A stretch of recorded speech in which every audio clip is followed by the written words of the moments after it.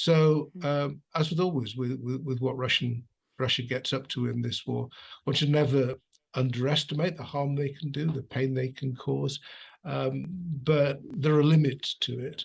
And if they had been able to wipe out Ukrainian infrastructure, they would have done so by now. First of all, were you surprised by the intensity of these strikes? Were you expecting such a retaliation after the bombing of the Kerch Bridge, or do you see it as Alia describes it as more to do with the new commander of the Russian forces in Ukraine?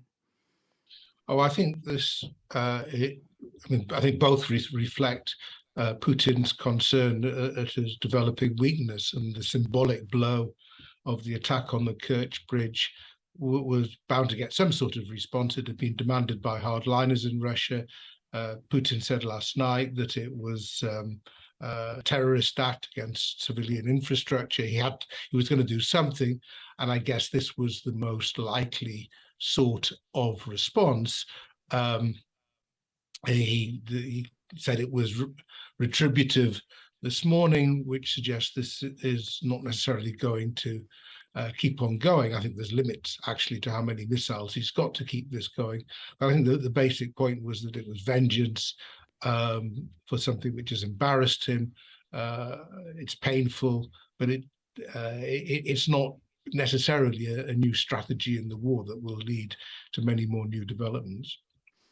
And yet, as Alia was saying there, this General Sergei Surovikin, is that how you say it? I mean, he's actually, renowned for his brutality and also a master of airstrikes. So all of these things would seem to point to perhaps a new kind of resolution from Russia about or a new plan of attack. Well, he certainly got the reputation from his time in Syria as being prepared to attack civilians as part of a supposedly military strategy, and he has been in charge of air forces rather than armies. I mean, he has a background in the army as well. All that is the case. He's linked, probably more linked than other generals, with the hardliners in Moscow. So all of these things point to him having quite an important role in the coming weeks. But they've done this sort of thing before. They haven't done it against Kiev for a while, but there's been plenty of attacks on Kharkiv and other cities, attacking residential buildings quite recently. So it's not a completely new departure. And I think it was what I'm struck by is just how much has been put into it, because they don't have an awful lot more to offer. They're going through their stocks of precision weapons. Indeed, although Putin described this as a precision attack, it doesn't seem to have been that very precise. But are you seriously saying they would run out of these weapons? Because it seems to me a pretty effective way of reminding the Ukrainians and continuing to make the Ukrainians feel entirely insecure about going about any sort of normal life. It's certainly intended to make the Ukrainians feel insecure. They are running out of these weapons. I mean, their stocks are limited. They have not been using them with the same intensity that they were earlier on in the war. And as we have seen, the Ukrainians knocked a lot of them down. It could have been an awful lot worse than it was. So this is the sort Lawrence, of thing. can't they get more? Where do they get them from? That may well sound like a naive question, but they make them themselves, so can't they make more? Not so easily, and not so easily. Their manufacturing has been badly hit by sanctions. They take time.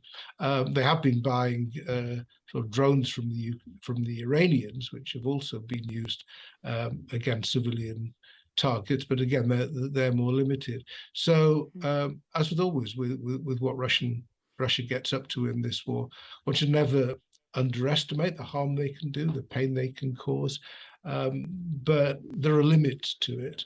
And if they had been able to wipe out Ukrainian infrastructure, they would have done so by now, but they haven't been able to do that. Do you think we've been to a degree complacent recently. I mean, we've been hearing reports of, Russia's lack of foot soldiers, troops struggling, Ukraine, of course, claiming back land, and, overarching all of that, the sort of hint and fear of a nuclear attack. But now it seems that Russia's found a new surge in terms of its conventional weaponry approach. I mean, could we see this surge being replicated on land as well as in the skies?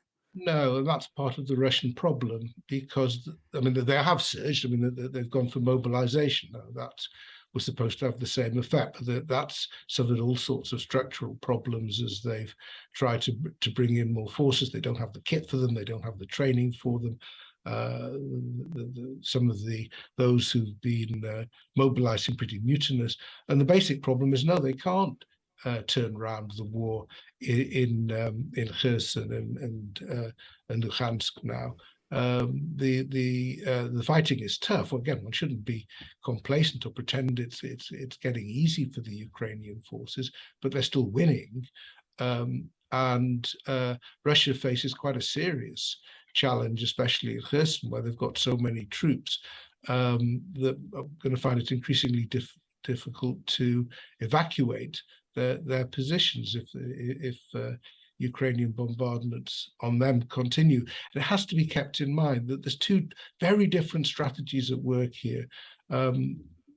Both sides can use long-distance strikes against important targets, but the Ukrainians can do it with far greater accuracy. And the Ukrainians have been using their long strikes to attack genuinely military relevant targets, the logistics supplies, the command posts, the ammunition dumps, and so on. The point about attacks on civilian targets is they cause pain, they cause heartache, but they don't actually make a difference to the conclusion of the war. Just finally and briefly, if you would, Lawrence, it's been so interesting talking to you. Russia's Security Council is meeting today to discuss the bombing of the Kerch Bridge. Could these missile strikes just be the beginning? What do you expect to come out of this meeting? I mean, until these strikes today, we've all been worried about the threat of a tactical nuclear strike. Does it make it more or less likely?